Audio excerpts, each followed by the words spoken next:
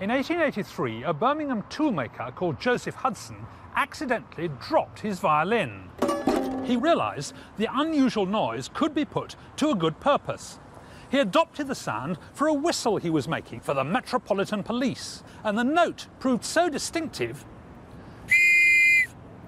that it was soon taken up by police forces all over Britain. Sherlock Holmes solved his first case, A Study in Scarlet, in 1887, with a combination of guile, science, and pure reason. Eliminate the other factors, and the one that remains must be the truth. He was the archetypal Victorian detective, armed, of course, with a magnifying glass, the deerstalker, and accompanied by his faithful Dr. Watson. Drive on! Yep. Yep.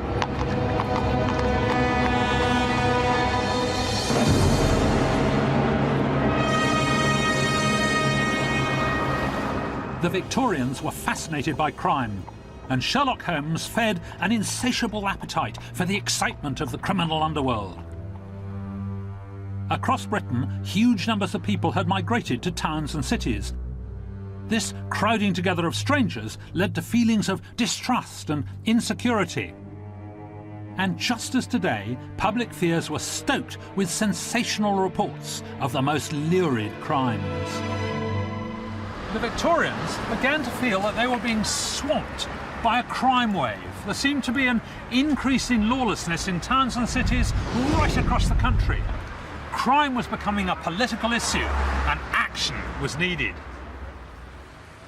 In 1829, Sir Robert Peel introduced bobbies, or peelers, to London, and in 1839, the Birmingham force appeared. But it wasn't until 1856 that the government decided that every town in the country should have its own police force. For the police to be effective, they had to be recognisable by the public, so they wore a distinctive uniform.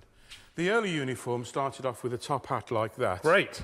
I like that. That's for the air of authority. Right. You're the boss, you're telling the people what to do. Okay. Don't park that wagon there. But the jacket is a tail jacket. Now, the idea was that people in authority would wear the top hat, so they were giving the orders. But the tail jacket is like a servant's jacket for servitude. The public were paying us our wages, but we were telling them what to do. So they are the masters and we are the servants. Quite a tricky relationship. It's a very unusual relationship. Now, it's a nice jacket, but it doesn't seem to have any pockets. No need for pockets at all. We didn't start having pocketbooks till the 1890s. But what about evidence? The prisoners were dealt with the next day. There was none of this giving them bail and going on remand. They'd do a runner and go to another town. Right.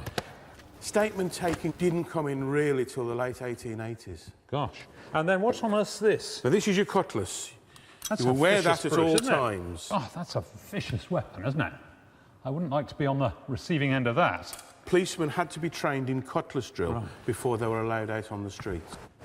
The police could stop crime as it happened, but only if they were in the right place at the right time.